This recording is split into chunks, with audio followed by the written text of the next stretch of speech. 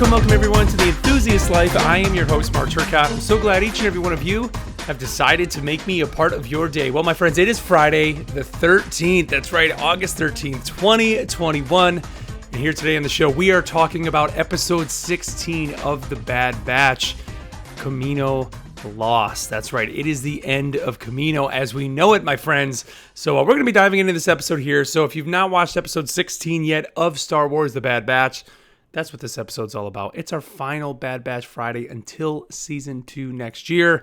So please stop what you're doing, go watch the episode, come on back, and join in this conversation. Now, of course, as always, I want to know your thoughts on the episode.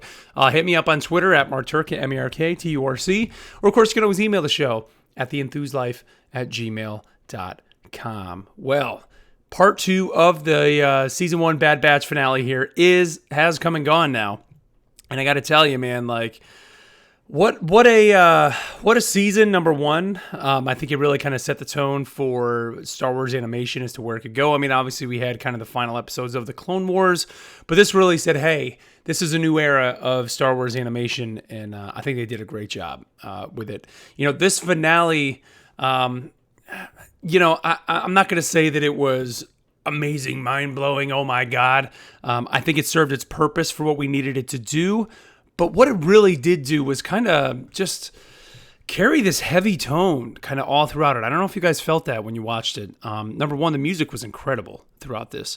We kind of talked last episode, kind of towards the end there when, those final couple minutes there when, the shots were basically being fired at the Camino clone facilities. And they kind of had those couple shots of kind of just the abandoned spaces on there, and those couple was like 4 or 5 kind of just still shots of the inside, these places that we've seen not only in episode 2 but kind of here throughout kind of this series, and knowing that it's kind of the end. And this is something that we knew happened in the Star Wars world, right? That sure, Camino probably got destroyed at some place. We never really go back there. We know it's not there anymore.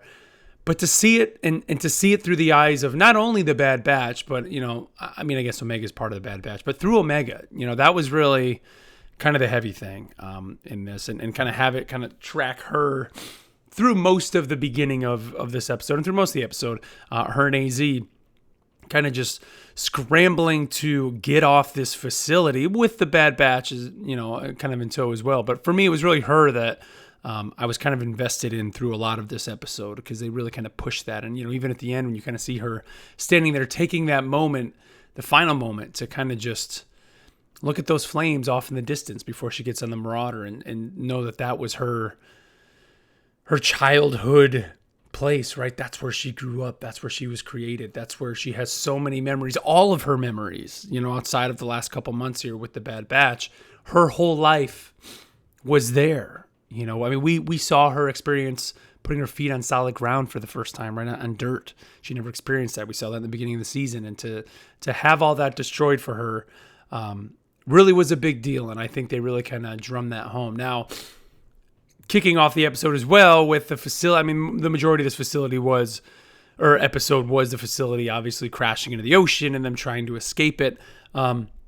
Her and Crosshair's relationship in this episode, it kind of struck me as I was watching it, like, because I've said it before, like, there's no way Crosshair could be redeemed, right? There's no way that they can really, everything that he's done, as much as, he says it's his choice, and we know he doesn't have the inhibitor chip, and so, theoretically he could choose to be good.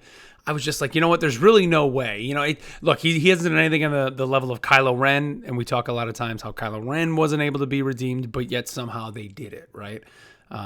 So I guess, that alone, they Crosshair could be redeemed, right? You redeemed Kylo Ren, you could redeem Crosshair. But I just, in my head, was like, there's really no, I don't understand. I don't think Hunter could convince him, Tech or Echo or Wrecker. Nobody's going to be able to convince him. But Omega is the one that probably could, and I think in the beginning when I saw her basically saving him, I was like, oh, that's what they're going to do. So, but by the end, even though they had some conversation throughout it and, even, Hunter even, him and Crosshair having a good conversation back and forth. At one point, what's he say? He says, like, soldiers follow orders. And Hunter says, well, at least, the soldiers at least protect their squad. That in itself, that banter, sure, what Hunter is saying makes sense. I don't think that's enough to convince Crosshair. But, Omega saving his life seemed to be that way, but then Crosshair in the end, he pulls up that gun, which, by the way, I mean, just using his skill of incredible shot, skills of being able to just be a sniper and take anything out. I throw out the ridiculousness of being able to see through the water, however many hundreds of feet down, was pretty epic, man. Like, I was like, oh my God, he's going to shoot Hunter. Like, really? That's where we're going? No, he actually was shooting AZ to kind of pull him up, which, by the way, like, look, as cool as that was and awesome, how do we get through here with nobody dying? Like, look, I'm not asking that I wanted somebody to die, but like, and I know it's a kid's show, but Star Wars was for kids and we had multiple characters kind of die throughout it. Like, I don't know, maybe that was the way to go, right? Because I probably would be here on this microphone crying right now to you guys if Omega or even Wrecker. I started thinking, like, are we going to lose Wrecker in this episode? Like, is Wrecker maybe going to die? But hey, Omega and Crosshair are now even, right? Crosshair saved not only Omega's life, because I don't think Omega was going to be making it up either, man. I mean, she went pretty far down. Saved AZ's life. And so now they're even. I thought that was great. And, having that moment at the end when they finally get to the Marauder and they all get on the ship, and then her and Crosshair are kind of just out there and she's walking back, and then Crosshair says, now we're even. And she says, they're always going to be your brothers. Like, no matter what choices you make, no matter what you do, you're all still brothers. Like, you're all family, right? What's Vin Diesel say? We're family, right? Remember all the Vin Diesel memes here around F9. But I don't know where they go now. Like, that's the only thing now. I'm like, wait a minute. So Crosshair literally has nobody. The Bad Batch leaves. They essentially leave him on Kamino. And then the Empire wants nothing to do with him. Who is he going to call? Is he going to call Rex? No, Rex isn't going to come save him. Like, is Gregor going to come? No. I mean, the only one is his name Wolf, the other clone trooper that we haven't seen yet that we see in Rebels. Like, maybe him, because we haven't seen him in this episode. Maybe. Is that how Boba Fett comes into the fold? Does Crosshair maybe because of his relationship with the Empire? And, you would assume that Boba Fett still was kind of sided with the Empire. We know there's a relationship with bounty hunters from what we see in The Mandalorian. Is he maybe able to get off through that? Does he have like a direct line to Boba? Like, I don't know. Do we even want Boba in the series?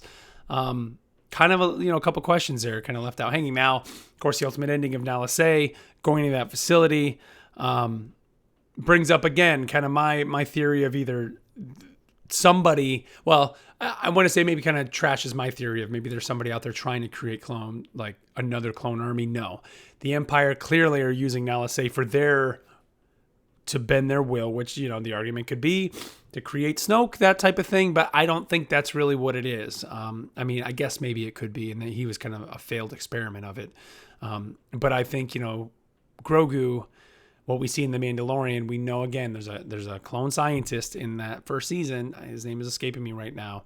But they want to somehow create clones using Grogu. And I don't know if it's necessarily to create literally Grogu clones. I think it's more to be able to pull the Force into these mutations. Because Nala Se has the knowledge not only to manipulate mutations, but also like enhance them.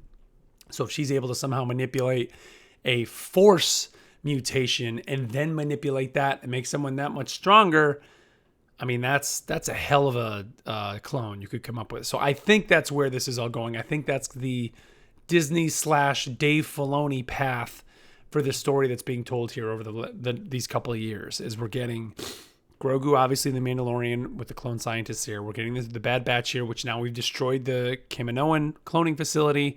Now we're getting Nala Se captured by the Empire, getting whatever she's going to end up creating, which I think ultimately, now the more I think about it, is probably going to ultimately end in the creation of Snoke, and that he's kind of the whatever they were able to actually create, that they were able to, because really he does use force powers, right? Don't we see that?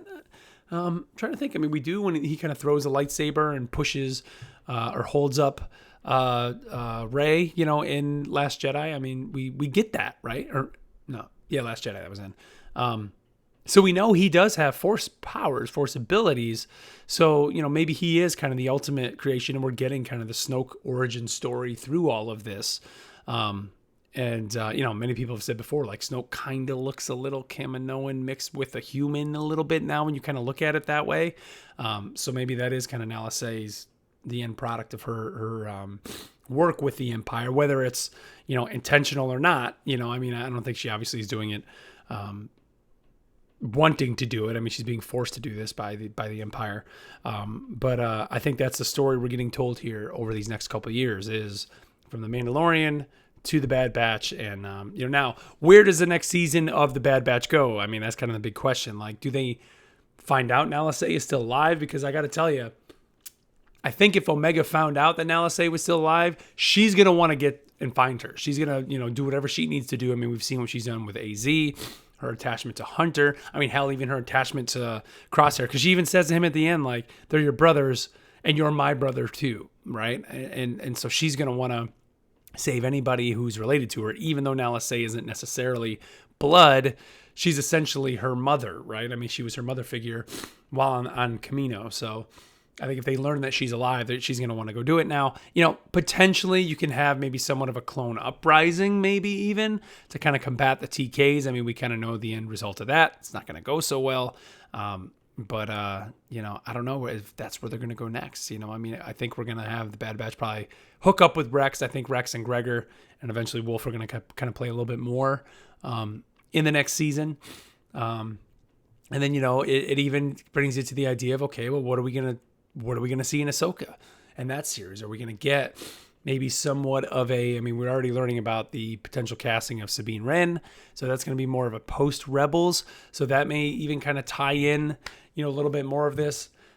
I don't know, man. The sky's kind of the limit. But overall, loved this season. I did kind of get a little bit away from the story at times. But in the end, like, I do enjoy just kind of those one-off Star Wars stories. To be able to get a story told in the Star Wars world every single week is great. Is just awesome to be able to experience that. And I'm all there for it. So, all right, well, let's wrap it up there, guys. Let me know not only your thoughts here on the finale, but of course just on the Star Wars The Bad Batch Season 1. What were your overall thoughts? What are your takeaways? What are your theories as to where it can go next? Please let me know. Hit me on Twitter at Marturka, MARKTURC, or of course, can email the show at theenthuselife@gmail.com. So until next week, everybody, have a great weekend. And until then, we'll catch you next time.